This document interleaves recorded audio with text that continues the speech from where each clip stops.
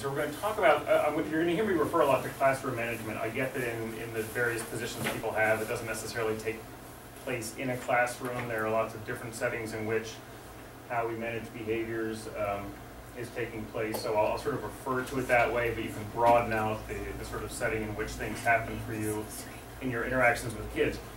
But if we talk about managing behaviors in the class, I think the image that comes to mind is often the idea that what we're trying to do is control an environment so that we can jam the curriculum in, or get through the material that our administrators are asking us to get through. And it really has much broader implications than that. Broader implications for the mental health development of the child who's the specific focus maybe of a behavioral program that we have in place.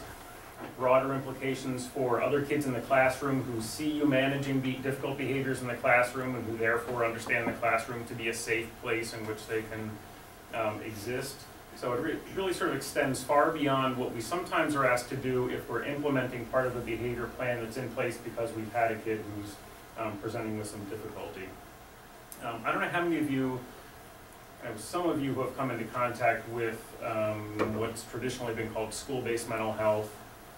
You'll hear it referred to as integrated mental health team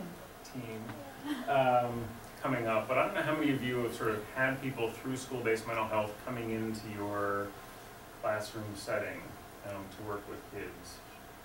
I don't see a lot of nods, so not yet, but you will, and this is, I think if you look at, school-based mental health has been a part of the district for probably 20 plus years now, close to 25 years.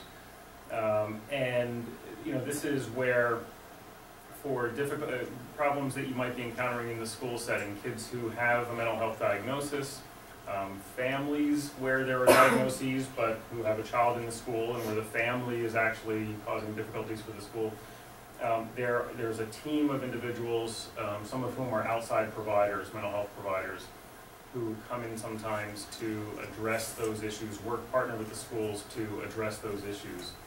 The Penn State Psych Clinic is one of those partners, and we've been sort of involved since the beginning of that. I've only been here 11 years, but I've been a child psychologist for almost 25 years, and involved in mental health services in the schools for the majority of that time.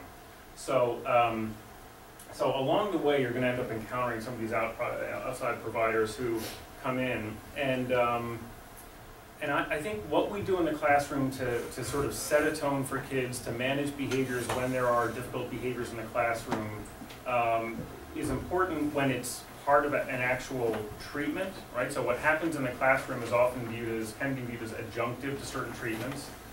In the same way that Big Brothers Big Sisters is a program that is not necessarily therapeutic in and of itself, but could be a really important component if there's an external treatment that is focusing on the social development or emotional development of a kid, and having a big brother or big sister in place can really help to sort of accelerate some of what's happening in the treatment.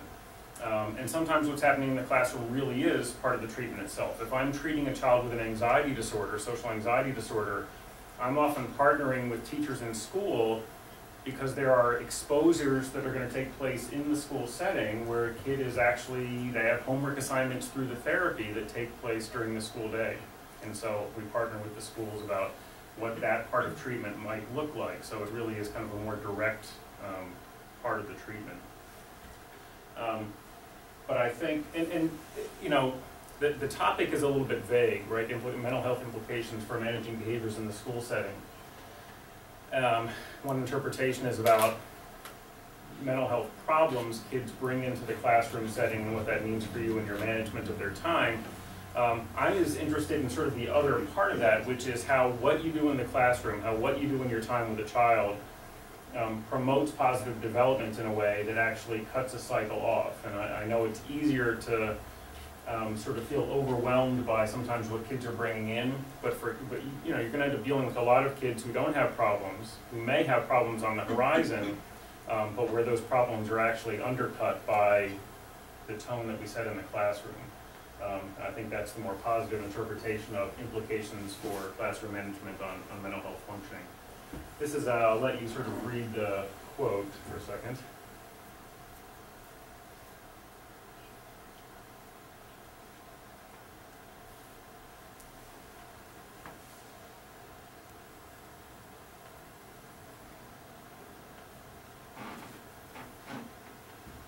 this is by someone who's a classroom teacher, a classroom teacher in Israel, also happened to be a child psychologist and a psychotherapist.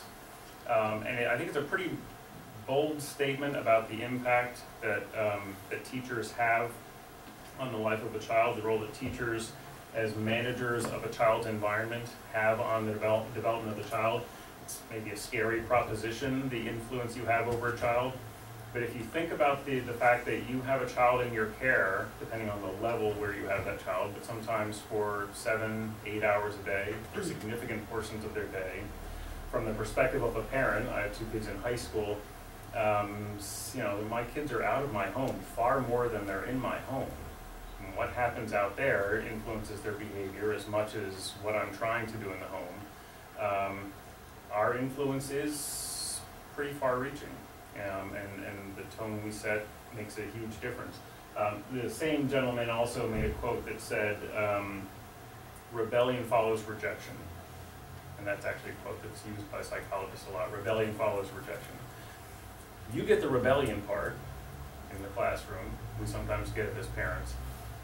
Where the rejection takes place doesn't necessarily take place in the same setting. And I think this is one of the difficulties in being a classroom teacher, being an instructor in schools in a variety of ways, that you're often sort of dealing with the fallout from things that played out in a completely different setting, rejection that took place within the family. I have to imagine that we could sort of go around the room and every single one of you could identify the difficult families, or give examples of difficult families that you've dealt with over the course of this school year, and whose kids come into the classroom with difficult behaviors, right? Often rebellious behaviors in the class that may have to do with something like a rejection elsewhere.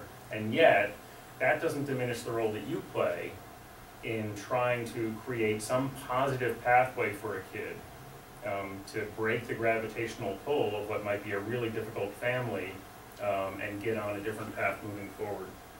So, we're not going to talk a lot about disorders. I'm sort of putting this up to just to sort of highlight, if we think about sort of very common disorders that we deal with in kids and the kinds of symptoms that are associated with them. Just to highlight sort of what sometimes feels like the overwhelming nature of the problems that kids often bring with them. And I'd say this is probably a bigger deal for the people here because we're talking 6 to K, right? It's easy if we sort of shift down in time and think about what we might do as far as management in a classroom, the role we play with kids who might be just transitioning into the school experience, kids in kindergarten or 1st grade, or who are very early on in their school time, and where a lot of these things aren't going to play out until a later point in time. If you look at the nature of the disorders, many of these things we typically think of as emerging when a kid hits adolescence.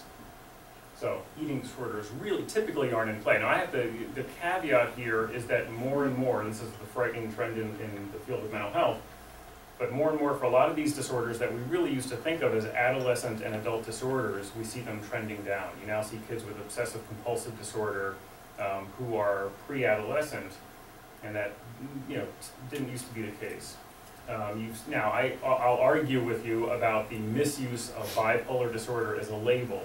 But we're seeing kids with bipolar disorder at a much earlier point in time. We've got a debate about whether those are actually appropriate labels or not.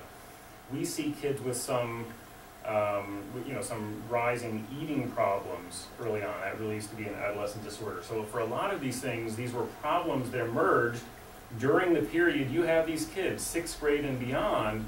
We're actually seeing them occur much earlier in the elementary schools. We're dealing with things that just didn't used to be on the radar for them.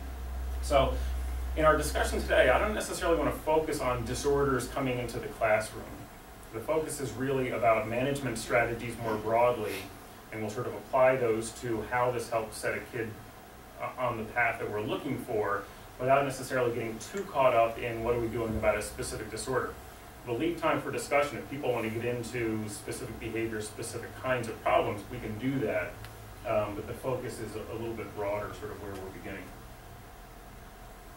I don't know how many people sort of at one point or another actually were working with kids in elementary school. I mean, how many of you at previous points in time were dealing with elementary school? Right. So it's such a different experience. And I know here a couple of years ago they had the PATHS curriculum in kindergarten, and so you get a lot of focus on prevention and early intervention, right? A lot of universal programming for kids.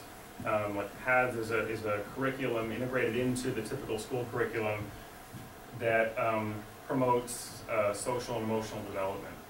And so it's just kind of infused into a child's day, but in kindergarten, in a way that sets a kid up for a better first grade and second grade and third grade experience, and potentially cuts off, some difficulties that otherwise might come. All right, we don't have those same sorts of things that are easily integrated at 6th grade and 7th and 8th grade. Certainly not universal, because by the time you have a kid in 6th or 7th grade, a lot of problems are in place. I mean, a lot of problems are sort of walking through the door. So, but at an earlier point in time, when these things aren't necessarily in play, it's easier to put prevention and early intervention in place and to really sort of make a difference. I think that's where the trend is. I think that's where the money is. And Nikki could speak to sort of where the states like to put their money. We're seeing more. States didn't want to talk about prevention historically, didn't want to talk about early intervention. And now we're seeing more money being allocated in that direction, because the money they spend to deal with disorders that are showing up in 6th grade and beyond is outrageous. So we'll sort of move beyond the idea of disorders and think a little more broadly than that.